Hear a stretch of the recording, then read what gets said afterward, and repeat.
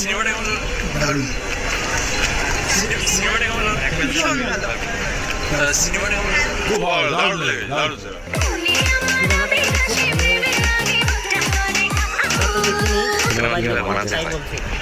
আমার মনে হয় এইসব ছবি দেখে দেখে বারবার নিজেদেরকে প্রশ্ন করা দরকার যে আমরা কি আমরা যেগুলো বানাচ্ছি সেগুলো কি আদৌ ঠিকঠাক বানাতে পারছি না। তো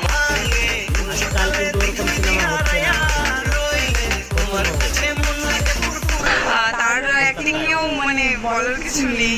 চঞ্চল চৌধুরীর অ্যাক্টিং তো সবাই জানে।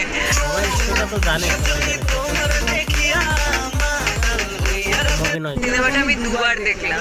প্রচন্ড জাহামুড়ি সিনেমা কলকাতায় এসে একটি বাংলাদেশি ছবি এটা প্রমাণ করে দিয়ে গেল। ঠিক বলেছেন।